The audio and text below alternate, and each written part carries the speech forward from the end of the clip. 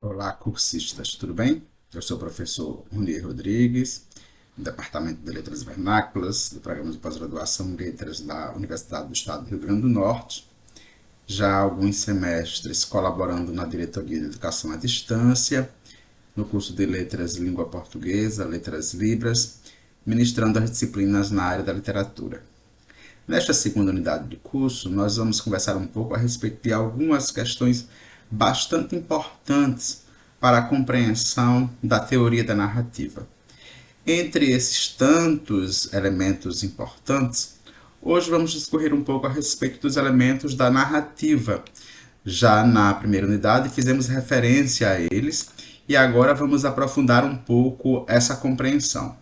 Toda narrativa ela se estrutura sobre 5 elementos, em torno de 5 elementos, sem os quais essa narrativa não existe.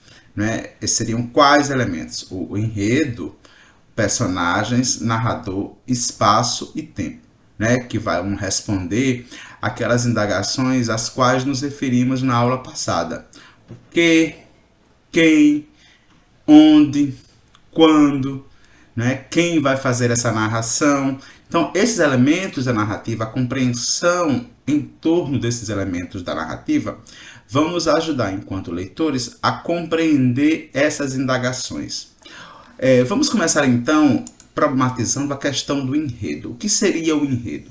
Quando nós falamos a respeito do enredo, nós estamos nos referindo a um conjunto de fatos de uma história que pode ser conhecida por muitos nomes. Por exemplo, nós nos referimos ao enredo como intriga, como ação, como a própria trama, como a própria história.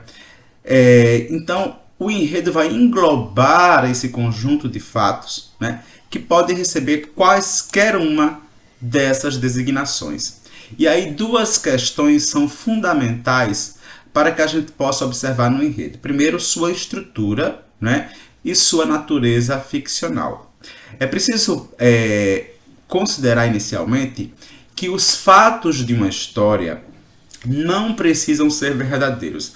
A gente sabe, né, desde Aristóteles, quando a gente problematiza a questão da mimesis, falamos sobre isso lá em Teoria da Literatura 1, que a arte imita a vida, né? Existe uma relação entre literatura e sociedade. Agora, os fatos de uma história, né, a trama narrativa, ela não precisa ser verdadeira no sentido de corresponder exatamente a fatos ocorridos no universo exterior, no mundo real.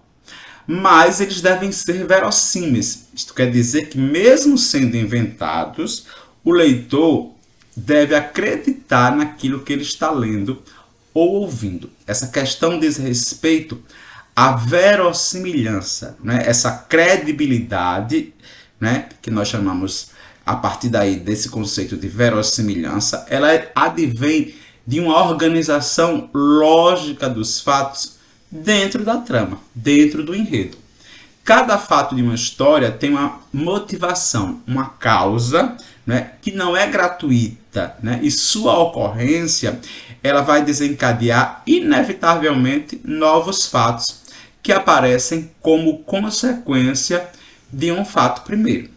Então, esse conceito de verossimilhança ele é muito importante de ser compreendido, porque ele diz respeito a uma lógica interna à própria narrativa, que faz com que o leitor, o espectador, o ouvinte acredite naquilo que ele está lendo, naquilo que ele está ouvindo. Em relação ao conflito, quando a gente pensa a questão do conflito, o conceito de conflito, a gente deve compreender que o conflito diz respeito a qualquer componente da história, né? E aí a gente relaciona que o conflito pode estar associado ao personagem, aos próprios fatos, ao ambiente, às ideias, às emoções, mas são componentes que vão se opor a outro, né? Criando uma espécie de tensão que organiza os fatos da trama, organiza os fatos da história e prende a atenção do leitor. Para se entender a organização dos fatos do enredo, não basta perceber que toda história tem começo, meio e fim, quando ela é organizada linearmente, por exemplo.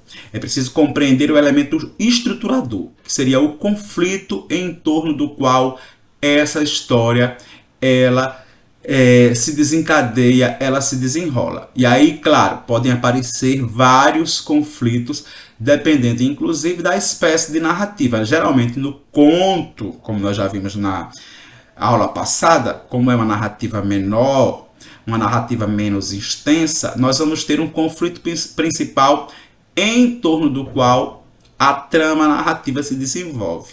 Mas no caso da novela e do romance, que são narrativas mais extensas, nós podemos ter mais de um conflito.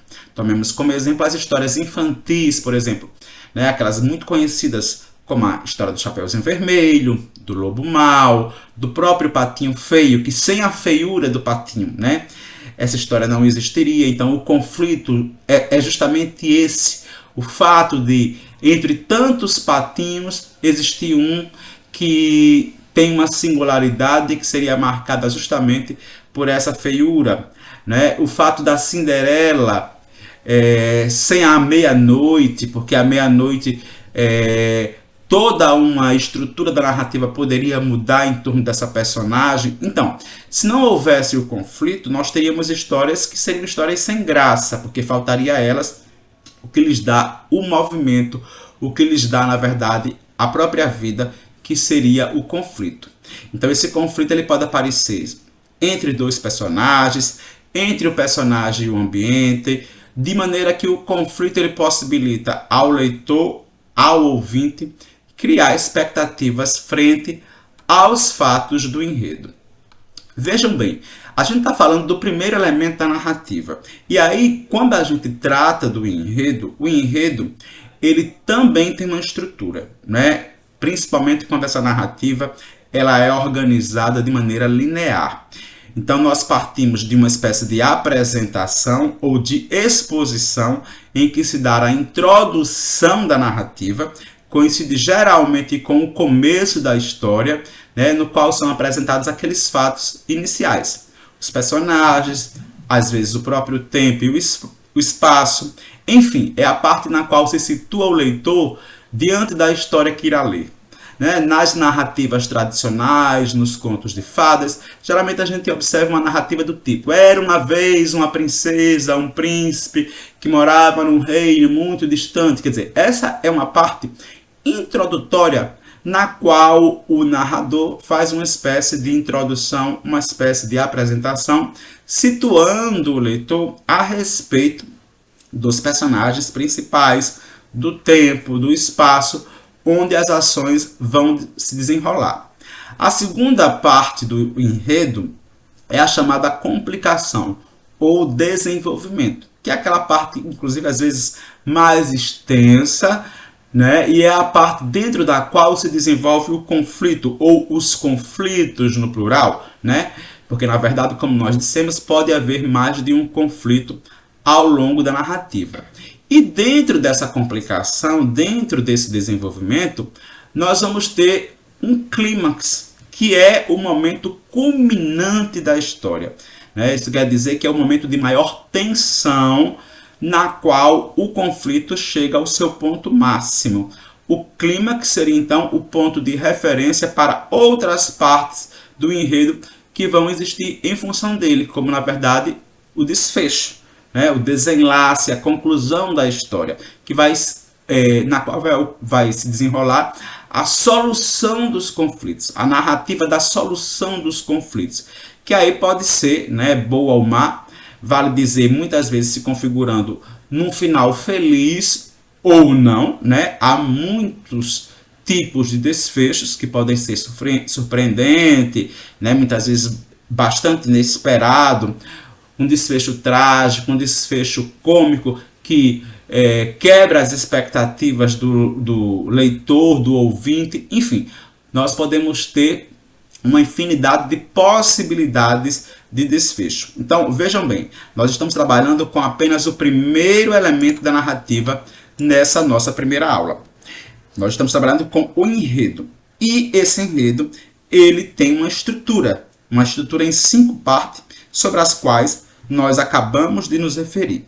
Nas nossas próximas aulas, nos próximos vídeos, vamos continuar problematizando os demais elementos da narrativa. Um abraço e até a próxima!